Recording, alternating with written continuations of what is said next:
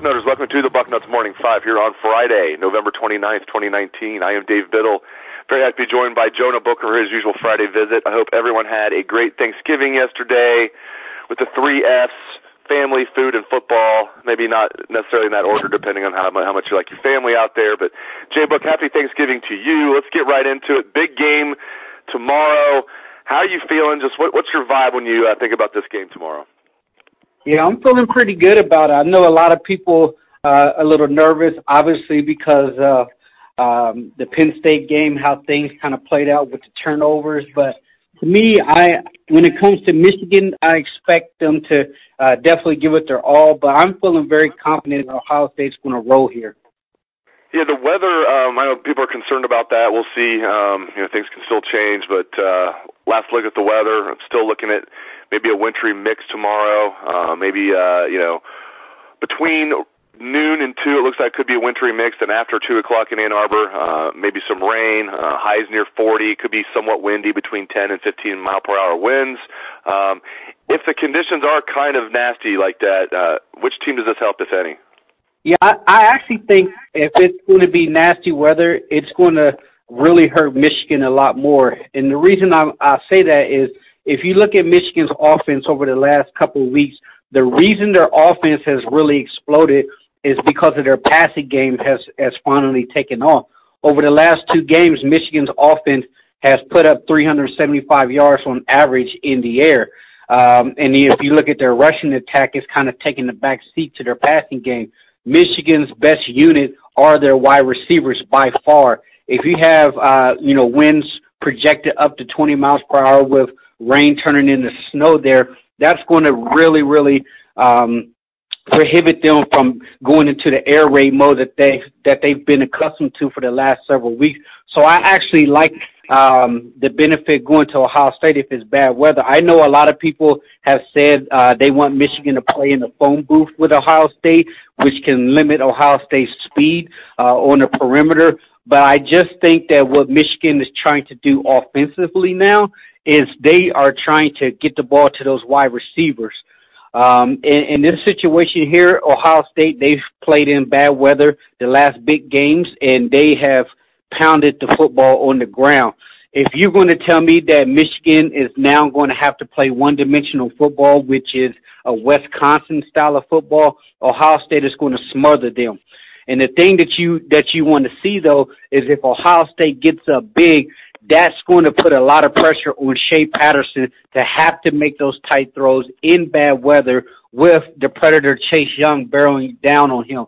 If you're giving me those type of scenarios, I'm putting my money on Ohio State all day, every day. What's your prediction for a final score? Not to put you on the spot or anything. I'm going to put you on the spot. What's your? How do you think this game is going to play out, and what's your prediction for a final score?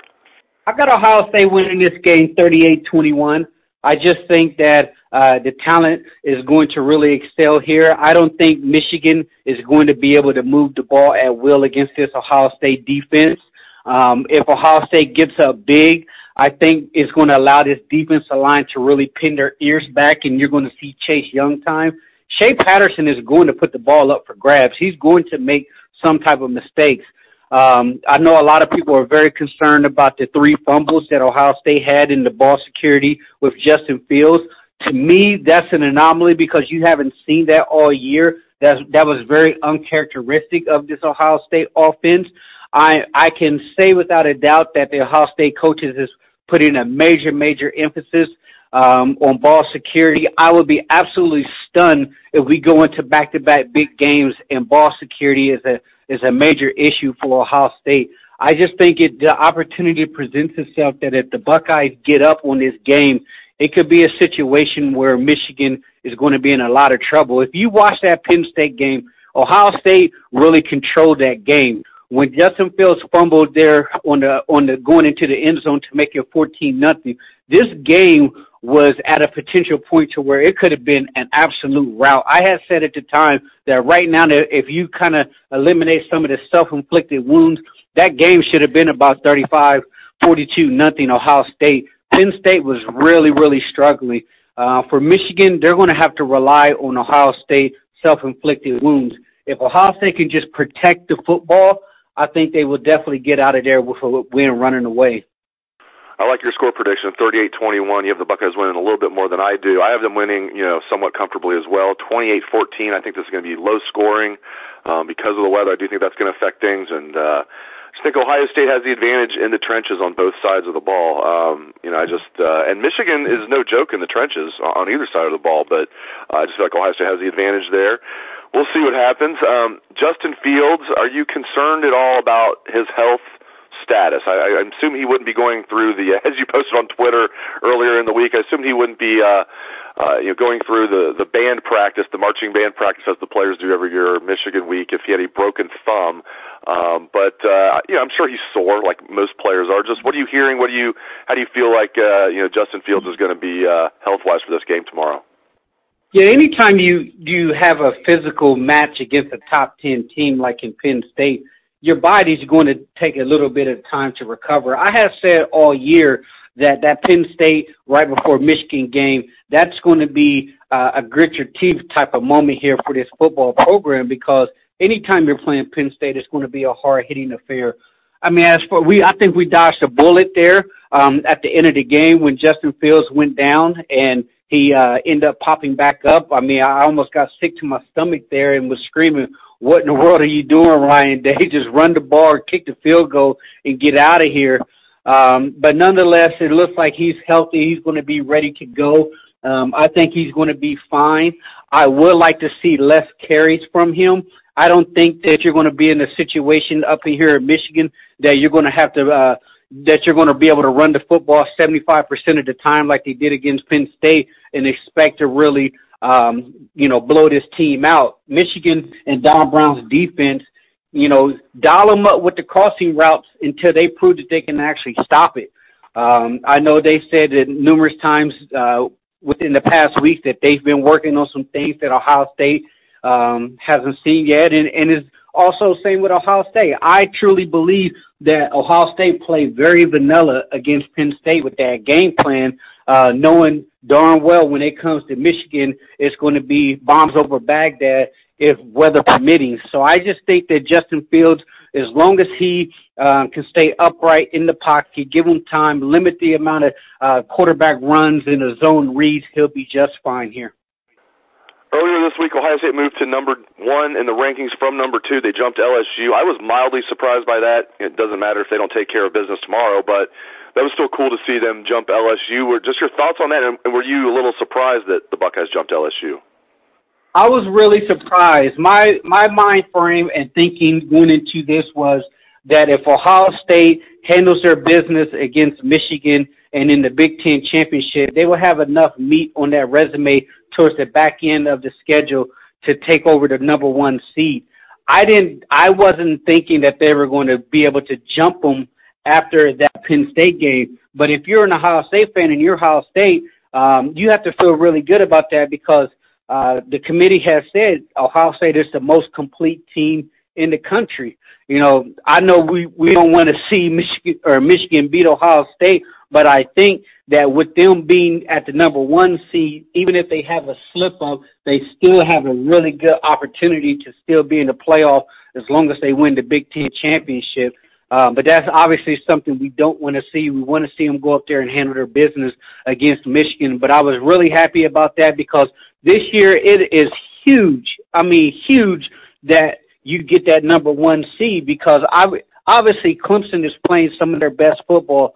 They're starting to peak at the right time. Dabo Swinney has kind of flown under the radar, but if you really watch Clemson, they are absolutely annihilating teams right now like they should. After that North Carolina game, Clemson has been on a roar. If you tell me right now, who would you rather face in the first round, Georgia, Alabama, or Utah? I'm taking any one of those teams, and I think Ohio State will dog walk any 3 of those teams. But if you tell me you have to see Clemson in the first round, I'm not afraid of anyone, but that's going to be a heck of a matchup.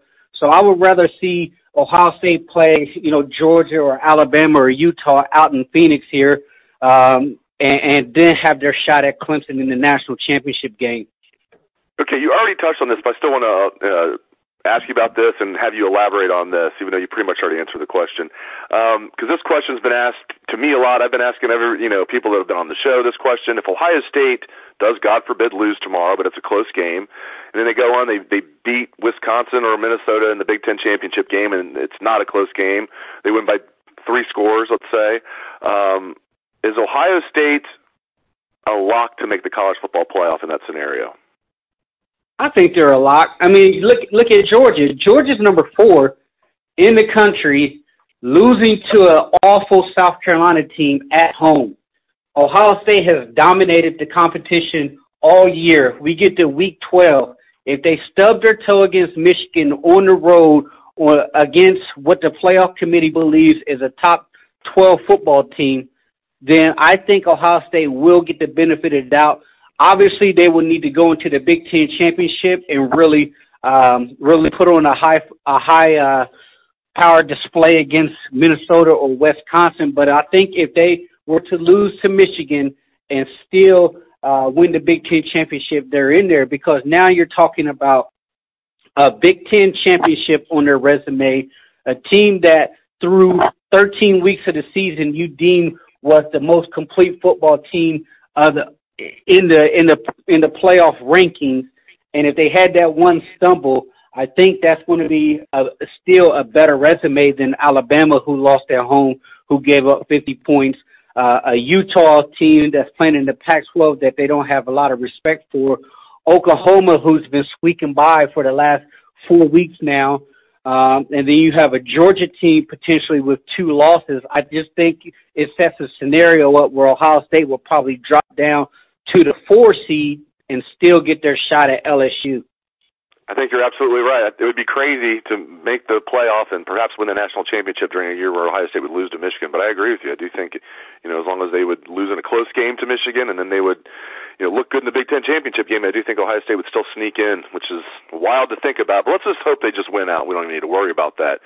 Really appreciate Jonah Booker's insights as always. Thank you very much, J-Book.